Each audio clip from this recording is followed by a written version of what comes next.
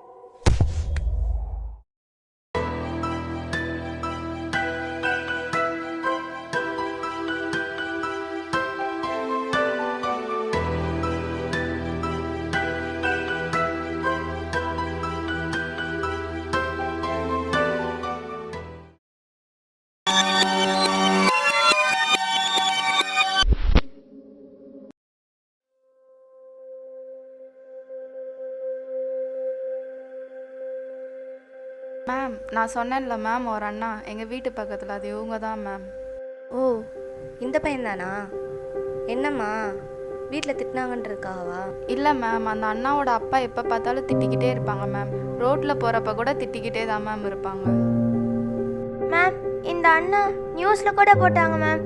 வீட்டில் திட்டினாங்கன்னு சூசைட் பண்ணிட்டாங்க. ஓ, இதெல்லாம் தெரியுமா உனக்கு?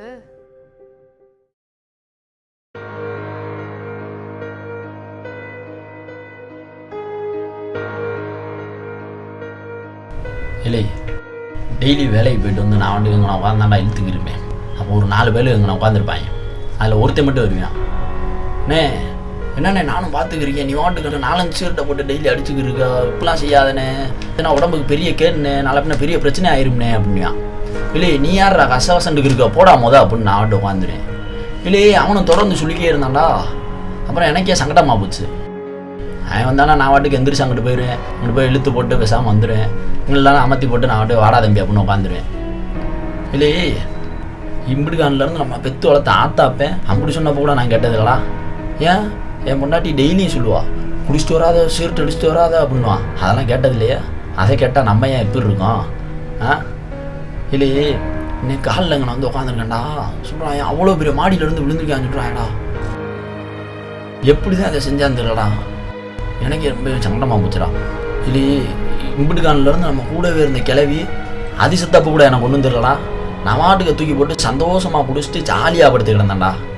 ஒன்றுமே தெரியலடா. ஆனால் இப்போ செஞ்சது என்னமோ எனக்கு ஒரு மாதிரியா சங்கட்டமாக இருக்குடா. இல்லையே இம்பிடுகான்லேருந்து அவன் ஆத்தாப்பே எம்பிட்டு ஆசபாசமாக வளர்த்துருப்பாங்க. அவன் கூட பழகி தெரிஞ்சவங்கலாம் எப்படி பழகி தெரிஞ்சிருப்பாங்க. இதெல்லாம் கொஞ்சமாக நினச்சி பார்த்துக்கலாம்லாவே.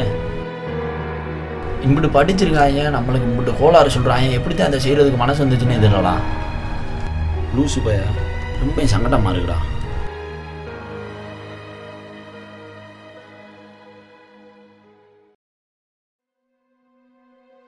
கொஞ்சம் விளையாட்டு சரியாக தான் இருப்பான், மற்றபடி டிசிப்ளினான பையன்தான். வீட்டில் எதுக்கடா திட்டுறாங்க? கெட்டு போங்கடா, உருப்படாமல் போடான்ட்டா. கூட படிக்கிற பொண்ணு எவ்வளோ திட்டினான்னு கேட்குறீங்க? கேட்டால் என் ஃப்ரெண்டு திட்டாமல் வேறு யாருன்பீங்க. இத்தனை வருஷமாக உங்களை வளர்த்தவங்க அப்பா அம்மா ஏதோ ஒரு நாள் கோவத்தில் உங்களை திட்டா அது அவங்களால தாங்க முடியாதோ? நீ யாருக்கு கஷ்டம்? அவனுக்கு ஒன்றும் இல்லை, பார்த்து பார்த்து வளர்த்தவங்க அப்பா அம்மா ஒரு பையன் இருக்கான்னு நினச்சிருப்பாங்க. 20 வருஷமாக அவங்க வாழ்ந்த வாழ்க்கைக்கு அர்த்தமே இல்லையே. ஒரு நிமிஷம் யோசிச்சு பார்க்கக்கூடாதா? என்ன பசங்கடா நீங்கள், போங்கடா.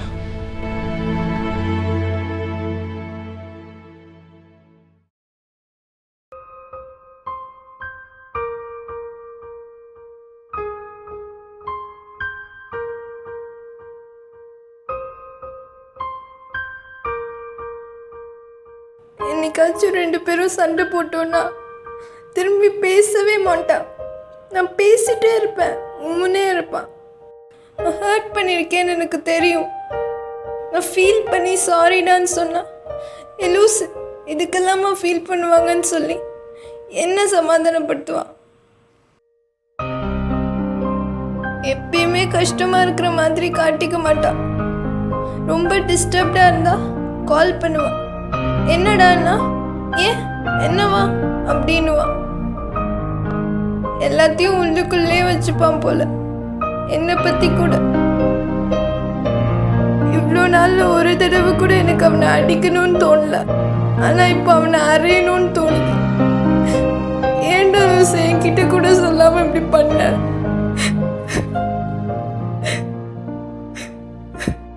அவன் தான் யார்ட்டும் எதுவும் சொல்லாமல் போயிட்டான்ல, இன்னும் ஏன் அவனை பற்றி யோசிச்சுட்டு இருக்க?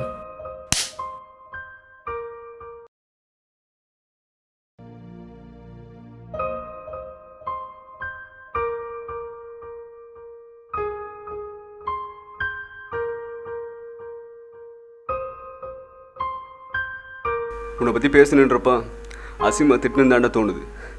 உனக்கு தான் திட்டினாலே தாங்காது. ஒருவேளை என்னையும் உனக்கு பிடிக்காம போச்சுன்னா ஃப்ரெண்ட்ஸுக்குள்ளே சாரி தேங்க்ஸ் தானே சொல்லக்கூடாது சொல்லுவாங்க. எனக்கு இது கஷ்டமாக இருக்குது, என்னால் முடியலன்னு சொல்ல வேண்டியதானடா. அவட்ட லவ் பண்ணுறப்ப சொல்ல தோணுச்சு, அவ கூட சண்டைன்றப்ப சொல்ல தோணுச்சு, அரியர் வச்சப்ப சொல்ல தோணுச்சு, அதுக்கப்புறம் சொல்ல விருப்பம் இல்லை.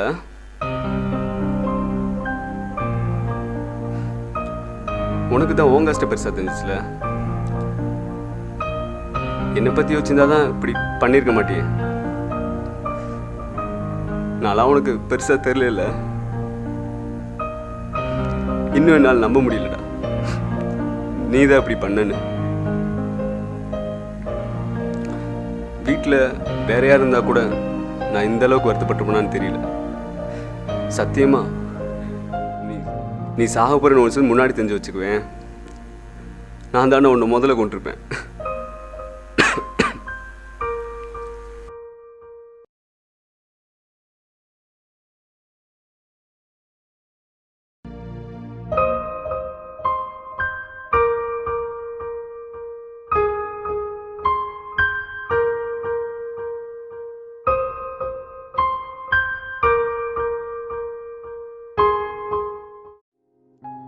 இருந்தப்ப யோசிக்காத விஷயம் இல்லாதப்ப எனக்காகன்றதை என்னால் பார்க்க முடியல. என் அம்மா, நான் வீட்டுக்கு ஒரே பையனா, என்னை பற்றி யோசிச்சு ஓட முடியாம அதை விட பெருசு ஒருத்தரை காரணம் காட்டி நான் செஞ்சது. அவர்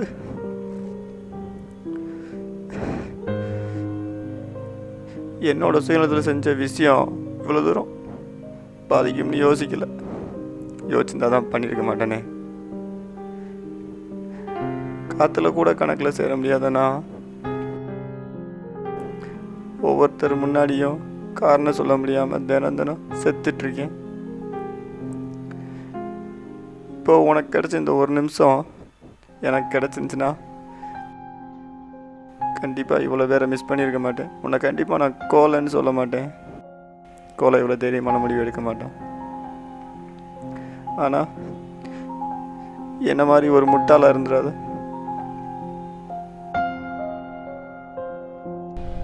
என்ன பசங்கடா நீங்கள், போங்கடா.